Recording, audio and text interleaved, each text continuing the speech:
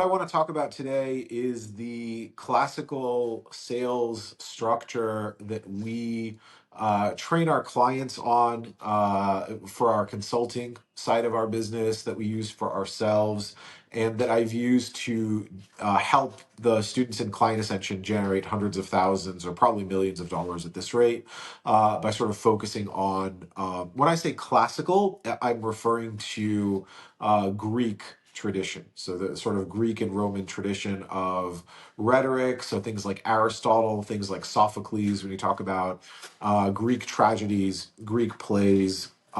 Rhetoric is sort of the Greek science of persuasion. I don't think that it's gotten better than the Greeks from a persuasion standpoint. So most of my theories of sales or quality sort of comes from there. And it's very applicable to sort of the modern world of sales and marketing and direct response. And you can really apply these principles to almost everything. So, without further ado, I will talk about classical sales and what a classical sales structure looks like. The first concept of rhetoric or classical sales is something called ethos. So, ethos is the individual credibility of the person who is talking to you, and how that credibility is generated. And your ethos, there's, if you ever read the Odyssey or the Iliad, when these gods kind of enter into someone and they make their voice deeper, they make them taller, they make them more eloquent. um, your ethos is your physical body.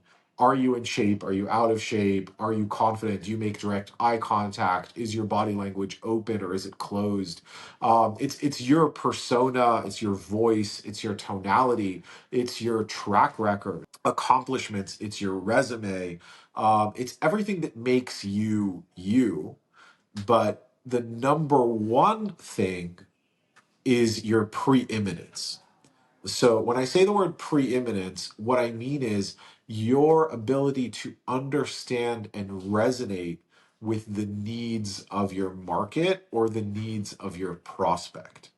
So your ability to understand their needs and match them and anticipate them and take the customer journey with them is the number one driver of ethos. This is very, very important in a business to business world. If you have a Lamborghini or if you're dressed really nicely, it can help you in the business to consumer world. But what you find is there's often a man in the car effect. So the man in the car effect is relating to a psychological study that was done where if we see somebody in a Ferrari or we see somebody in a Lamborghini, we don't necessarily think good things about them. What we do is we imagine ourselves as them and we think they got lucky or there's nothing particularly special about them. So for somebody like Ty Lopez or somebody who's selling an info product on Twitter or YouTube, like an Iman Gadzhi, you want the fancy cars, you want the watches, because what's going on is you imagine yourself as him and you're like, well, if this 22-year-old kid can do it, I can probably do it too. And then you sell yourself on the offer. But for a business to business offer, this kind of backfires because it's very gauche. So what you really want from a business to business offer is that sense of preeminence and really knowing your market and doing research. From a sales perspective, I always tell my clients to start the first 5 minutes of the interaction, not with small talk, not with, oh my God, I'm from Ohio, you're from Florida. But I always try to say to take the customer journey. Tell them what you saw when you were researching them, what you liked, what you didn't like, and then try to make inferences on what's going on behind the scenes based on your observations. In doing that, you demonstrate competence, but you also build question equity. A lot of times in sales, the salesperson is almost handing the prospect a knife and being like, cut yourself open, bleed in front of me, and show me where the pain is. But we don't really like to trust strangers who don't really understand our business with pain, because we've all been judged and nobody wants to be judged or taken advantage of or having someone twist the knife in parts that are, so you have to earn that right before somebody does it. And the way you earn it is having that preeminent frame where you understand them and you understand their pain to a better degree than they do themselves, in the same way that a doctor would understand your symptoms better than you do, because he's seen it across thousands or tens of thousands of iterations. right? So it's a sense of compassion that you get from volume, and that's what you're demonstrating a lot of times that's the goal of the interaction in the first few minutes, is to develop that sense of preeminence.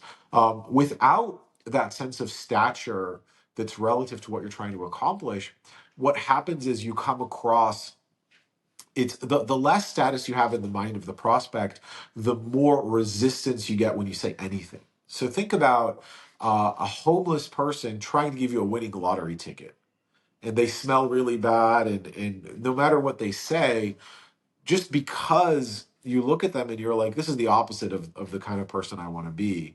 This person might have an agenda, they may be threatening me. You're going to recoil away no matter how good the offer is. And then the more the person has their life put together, the more that halo effect starts to work, and the more relevant they are to you, the more status and authority you give them in preeminence relative to what they're trying to achieve. The ethos, the individual credibility of the speaker and of the speaker's business by association, has to be established before the other two elements of classical sales are possible, because you can't receive a message. There's a Wittgenstein quote, the philosopher Wittgenstein, where he said, if a lion could speak, we couldn't understand it.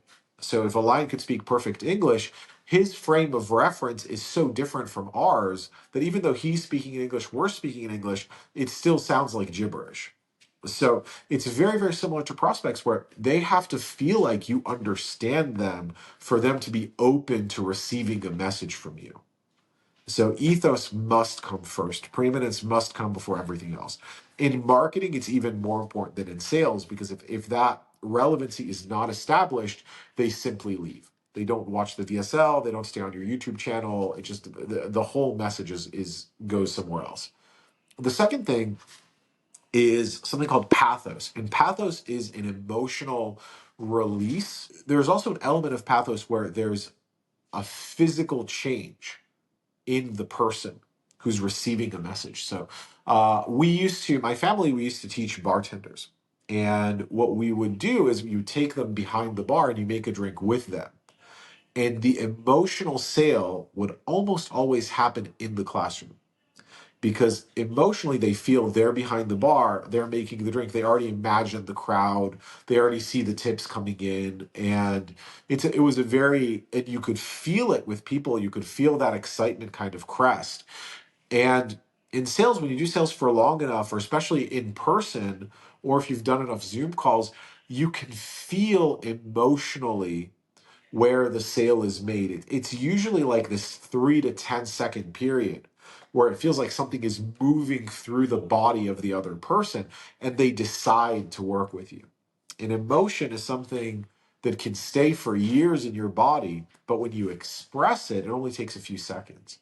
And what you're looking for is that emotional release. Sometimes there's a very big gap between the emotional sale and the actual sale, but that level of pathos, the emotional sale, is always present.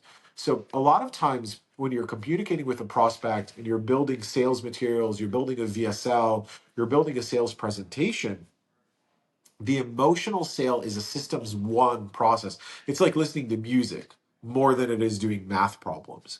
So things have to feel right in the mind of the prospect. They have to feel like working with you makes emotional sense. It's not necessarily a math problem to be solved, but it's like, this guy gets it, he gets me, and he understands how to make this work. It's very much a feeling. So when you're structuring your sales process, you want to have this very simple, easy to understand, like 3 pillars, like we do this, then we do this, then we do this, very dumbed down version of what you do.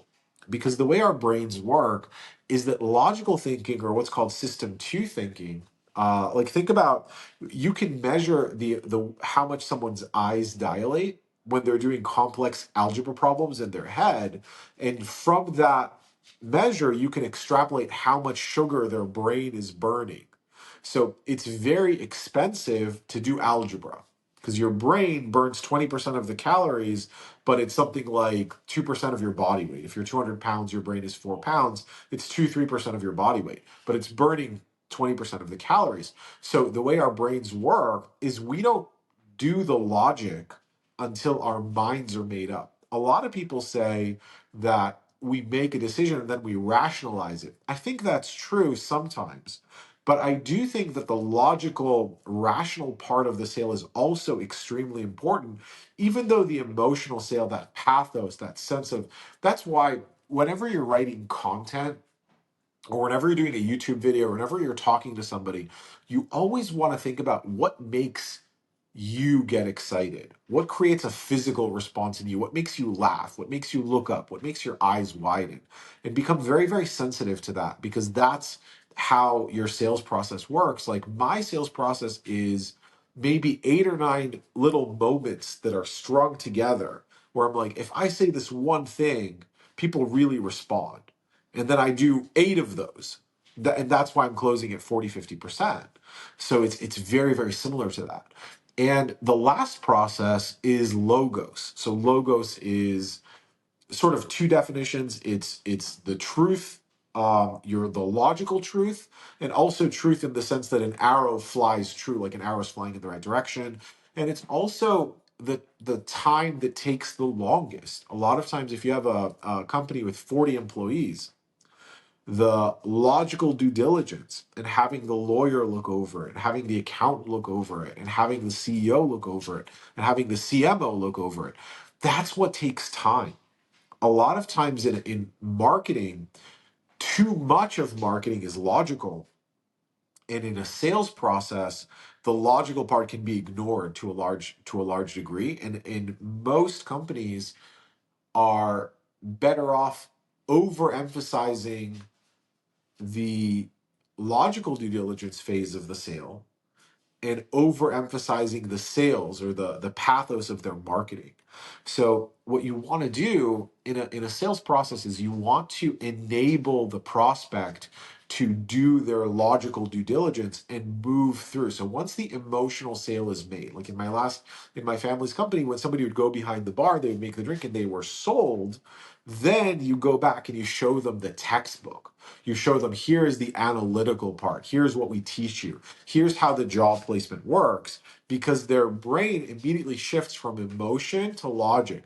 It's a little bit like you go on a date with like your dream person and it feels too good to be true. So what do? You Google them. Is there something wrong with them?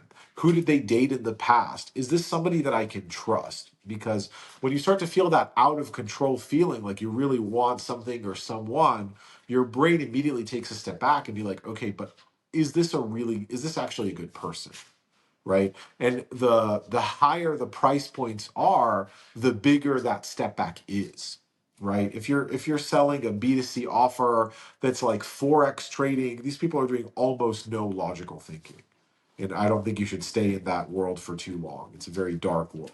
But if you're working with very successful business people, you want them to have a logical due diligence phrase. So your job is not to sell them so much, it's to create an environment where all of those stages and all of those elements of the sales process and the decision making process are honored. And when people are signing up with you because you hit all of the right notes, they like you, they like your process, they like themselves, and they believe that they can also benefit from your process.